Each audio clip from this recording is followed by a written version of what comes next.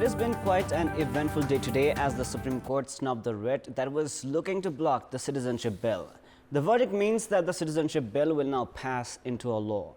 In other developments, the social media today remained abuzz with Kathmandu Mayor Balendra Shah's challenge against the government and the court regarding the screening of Hindi cinema in the Kathmandu theatres. In the meantime, there was only disappointment for the country's cricket fans as Nepal tamely surrendered the match against two-time world champions West Indies. Good evening, I'm Prarambha, Dahal. Let's begin with the main stories.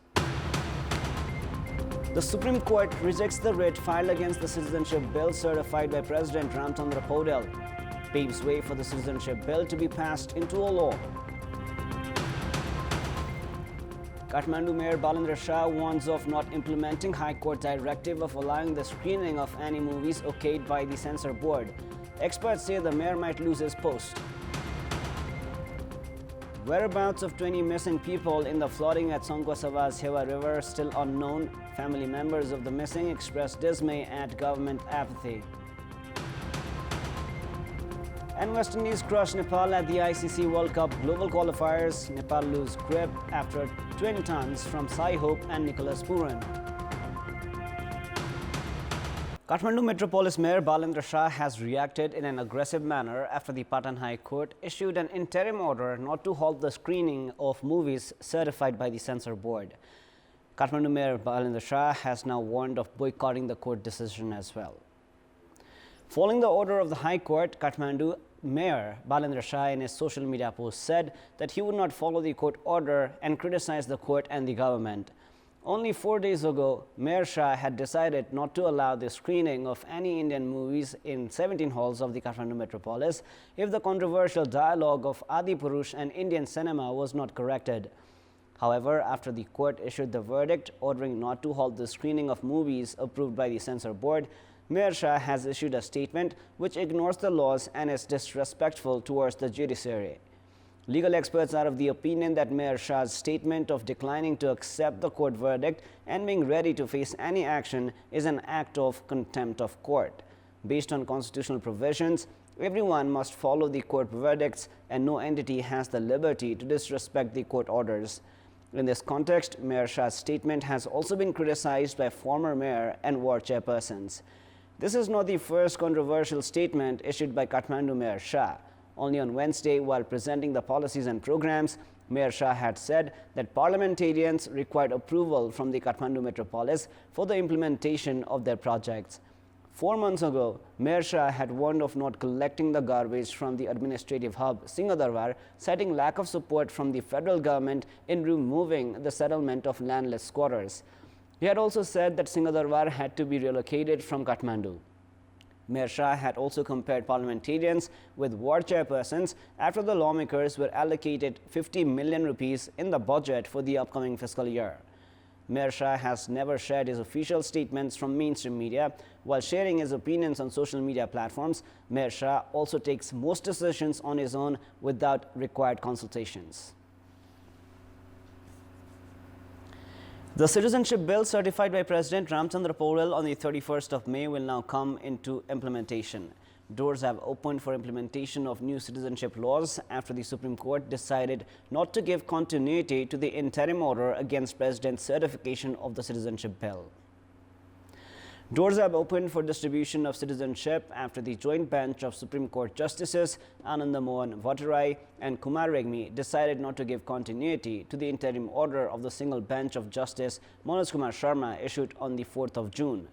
Hearing on the writ registered by senior advocates Surendra Vandari and Balkrishna Neopane, the Supreme Court joint bench of Justices Bhattarai and Regmi scrapped the writ. A writ was filed against President Paudel's certification on the citizenship bill following recommendation of the Council of Ministers. The Supreme Court has issued an interim order directing not to withdraw the case against those attacking Tribhuvan University assistant professor Prem Chalauni. A single bench of Justice Manoj Kumar Sharma issued the interim order and sought for reasons to withdraw the case. Chalauni, who has been fighting for justice for the past 3 years, is now optimistic following the court verdict. saying that the government decision to withdraw the case against his attackers was illegal and unconstitutional, Assistant Professor Chalauni had filed a writ at the Supreme Court. Cadres of Nepal Student Union affiliated to Nepali Congress had attacked Chalauni on the 6th of October 2020.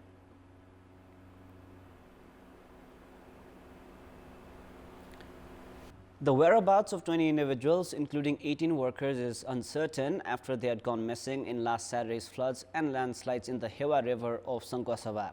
And despite the efforts of the local residents and deploying security personnel, incessant rainfall and a difficult geographic structure have created challenges in search and rescue efforts. Before the unexpected flood at around 1 a.m. on the 16th of June, workers of the under construction 6 megawatt capacity Super Hewa hydroelectricity project had slept at a temporary shelter built near the project premises. They had plans of resuming their work the next morning. However, whereabouts of 18 among the 21 workers of the project is uncertain since Saturday night's flood. Considering the water level of the river and condition of the project site following the flood, possibilities of finding the workers in a good condition are meager. Of those missing, 5 are from Bardia, 4 from Kailali, 3 of Sankhwasava, 2 from Jhapa, and 1 each from Sunsari, Ilam, and Dhankuta. Site in charge, supervisor, machine operator, and electrician of the project were swept from the hydropower premises. Despite deploying security personnel, condition of those missing is yet to be ascertained. Meanwhile, 2 missing from Savapokhari and another person of Chainpur who had gone missing have also yet to be found. Floods have also swept away 18 houses in Panchkhapan, Chainpur and Savapokhari, while those affected by the water-induced disasters are awaiting relief and resettlement. Despite losses of such magnitude in a single night, the government effort has not been effective. Rescue, relief and resettlement have lacked pace, while efforts are underway to estimate the losses caused by the disasters. Now, 5 individuals who had reached Sankhwasava from Bardia for work are among the 20 missing in the floods and landslides following incessant rainfall on the night of the 17th of June. The entire village is in a state of shock after 5 individuals of the Tharu community of Barbardia municipality, ward number 7 and 8, who had gone to work at the Super Hewa hydropower in Chainpur ward number 4 have yet to be found.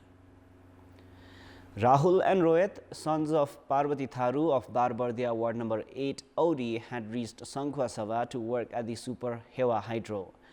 The flood in the Hewa River following massive rainfall on the 17th of June swept 20 workers of the under construction hydropower project. Parvati is semi-conscious as the whereabouts of her son Rahul, who had informed about returning home on the 23rd of June, is still uncertain. 16-year-old Pulsan Tharu of Barbardia 7 had also reached Sankhwasava to work for the hydropower.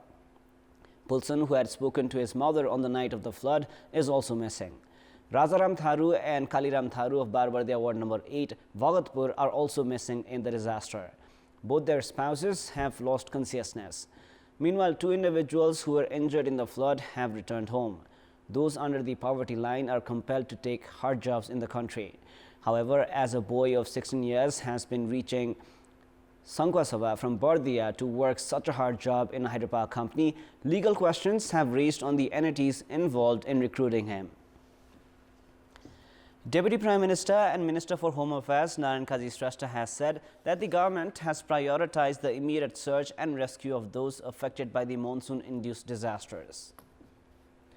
At the meeting of the Sustainable Development and Good Governance Committee, Minister for Home Affairs Shrestha said that monsoon had already arrived in Nepal and added that the government had prioritized curbing loss of lives and properties because of water-induced disasters. He added that those displaced would be relocated immediately. Minister Shrestha also said that all mechanisms were activated for required rescue efforts. The meeting also directed the Ministry of Home Affairs to ensure efficient rescue, relief, reconstruction and resettlement works in eastern hilly districts.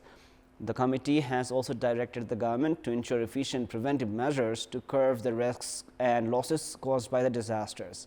It is now time for our segment Public Pulse, where you text us with your opinion. Public Pulse. Before we ask today's question, let us take a look at the result from yesterday's poll. Yesterday we had asked, what should be done to enhance the learning capacity of students? 59% were for A, training for teachers, 14% were for B, regular monitoring, and 27% were for C, adequate infrastructures.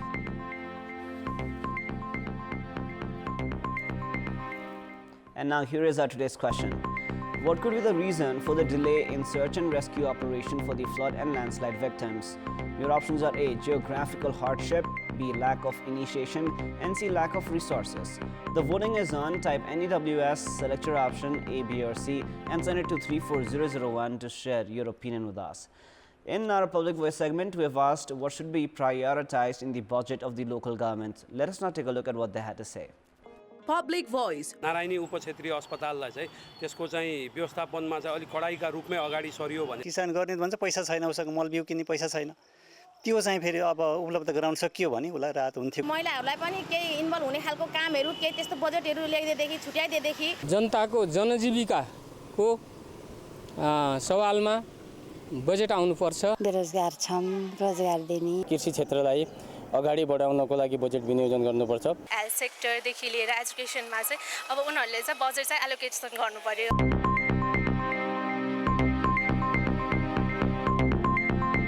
The 8th Kantipur Hissan Edu Fair, which was halted by the Kathmandu Metropolis, is set to resume tomorrow. Organizing a press conference today, Higher Institutions and Secondary Schools Association Nepal and Kantipur Publications have informed that the Edu Fair will resume tomorrow and run for 3 days. According to Hissan President Ramesh Silwal, the fair is to be resumed after the verdict of Patan High Court. Silwal added that despite the verdict on resumption of the educational fair, the issue of compensations was sub judice. Prior to this, the education fair, which had in fact begun on the 15th of June, was halted on the same day by Kathmandu Metropolis. Sports News. Team Nepal went down to West Indies by 101 runs as they were bowled out in the last over for 238 runs in the chase of 340 runs at the ICC World Cup qualifiers. After being put to bat in the match played at the Harare Sports Club in Zimbabwe, West Indies posted a mammoth total of 339 runs for the loss of 7 wickets. West Indies were reduced to 55 runs for the loss of 3 wickets at one stage before skipper Shai Hope and Nicholas Pooran both scored centuries and added 216 runs for the 4th wicket partnership. Hope scored 132 runs while Pooran added 115. Lalit Rajmanshi was the pick of the Nepali bowlers with 3 wickets, while Karan Kesi, Gulshan Jha, Sandeep Lamechhane and Dipendra Singh Airi picked a wicket each. In reply, Nepal never looked comfortable against the hostile pace of Windies bowlers.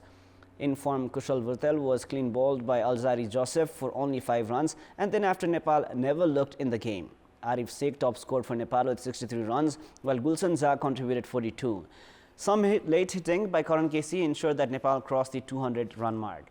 Jason Holder was the most successful bowler with 3 wickets for West Indies, while Alzari Joseph, Kimo Paul and Akik Hussain shared 2 wickets each. Nepal will next take on the Netherlands on Saturday. Meanwhile, in another match played today, the Netherlands secured a 5-wicket win over the United States of America. We now have the latest updates from the SAF Championship.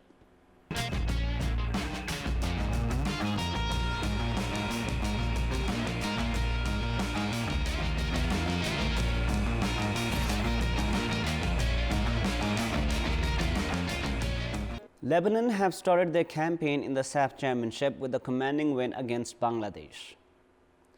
In the Group B match under the SAF Championship played at the Bangalore's Kantirava Stadium, Lebanon registered a convincing 2-0 victory over Bangladesh. Lebanon dominated the match throughout as they created a number of opportunities right from the start of the match. Bangladesh defense, however, held on to thwart the Lebanon forward line. Following a goalless first half, the deadlock was broken late in the second half as Lebanon skipper Hassan Matouk scored in the 80th minute. Lebanon sealed the 2-0 win in the added injury time. The goal was scored by Khalil Badiral. In another match played today, the Maldives blanked Bhutan 2-0. That is all for the moment. Up next is the news in Nepali. Thank you for staying with us. Goodbye for now.